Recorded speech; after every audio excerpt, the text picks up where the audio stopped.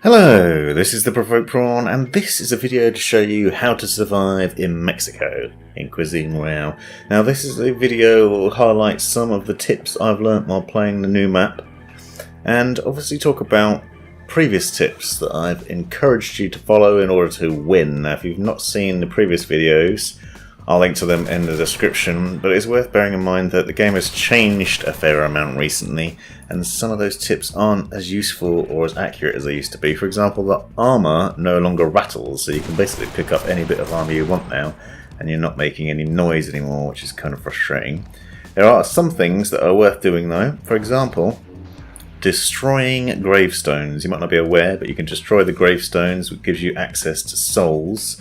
And I've also found another little trick for getting extra souls that you might not know about, which is destroying these statues that are scattered around the map. They take several hits to bash in, but give you 10 souls for each statue that you destroy. And whether you want to do that or not is up to you. Obviously it depends on the traps you're using. And you do require quite a lot of souls. My favourite trap at the moment is the zombie trap, which I'll show you in a minute.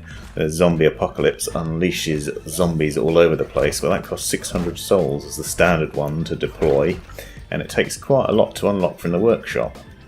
But the basic traps, like the grenade trap and things like that, only require a couple of hundred souls, so actually getting a few extra like this is really worth doing. Obviously destroying gravestones on people you've killed is another brilliant way to get loads.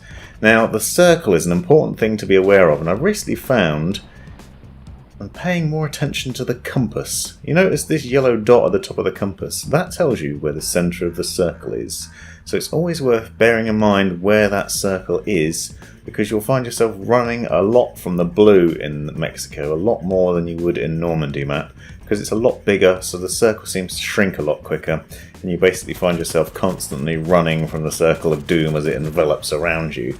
But knowing that that little yellow circle on the compass tells you where the next circle is going to fall, and the dead centre of that circle is worth knowing. So if you're already in the safe zone, you get an idea of where it is and how to get there and where to be aiming for, and it's worth knowing that. It's also really useful to make aware of your surroundings and hopefully use your squad mates to help you out with this and let you know where enemies are. So if they're dead, they can always help you out by telling you, spectating in various different directions. Now, my new favourite thing to do in Mexico to survive is to use the zombie trap. This is especially useful to call out the zombie apocalypse if you're on your own and you're outnumbered and outgunned, or if you don't know where the enemy are, because a lot of things that people do now is when they see the zombies they start to panic, they start to shoot. They shoot the zombies rather than using their pan or melee weapon, and they make a lot of noise, which then gives away their position. Using the zombie apocalypse spray also means the end game is very different, where it used to be people hiding in buildings, cowering until one finds the other. Now it's a free-for-all, and you need to get up high once the zombies are unleashed, because they will come after you, and they're not very good at climbing, but they still can get up high, so it's worth bearing in mind. If you've not seen the zombie apocalypse in action, you're going to see some more of it unfolding here, but it's definitely one of my favourite traps to unlock. Once again, this chap here had the edge because he was hidden and he had to run away from the zombies, and he also tried to use his special ability to turn into a werewolf so he could get away, and that unfortunately just gave him away.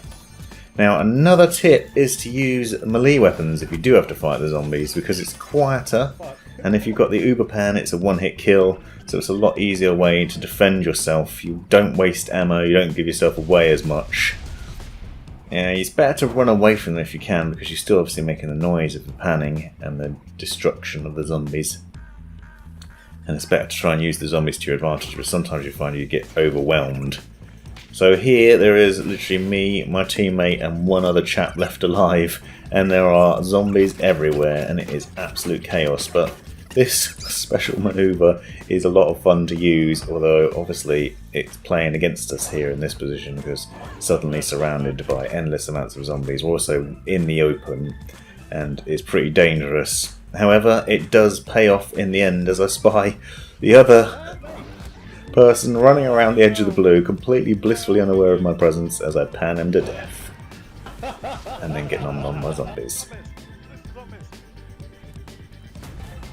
Surviving in Mexico, it basically is all about running. You apply a lot of the same logic that you've learned elsewhere, and you'll see in my tips videos, is keep moving constantly. Watch out for the slot machine. I gave some tips on this in a previous video, where you can get some decent loot, including the jetpack, the flare gun, and various other weapons, but you do need to be careful because it also drops grenades, so watch out if you see a load of grenades fall out of it, because that's a trap that will kill you, and that is not a nice way to go out. If you want to see a video on that slot machine, I'll link to that in the description. Be sure to check that out because it's quite a good fun little thing to use, but it does make a lot of noise when you're using it.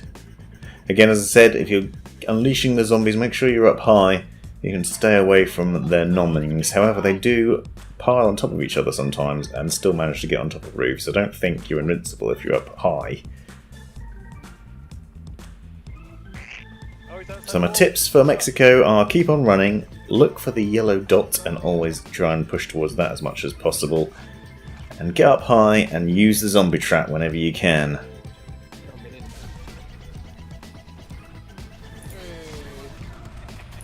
This has been the Provoked Prawn. Hope you found this video useful, interesting or hilarious. Be sure to subscribe and check out these other videos, as well as taking a look in the description for links and information you might find useful. Let me know in the comments if you have any questions or anything you'd like to see extra about this, and have a great life.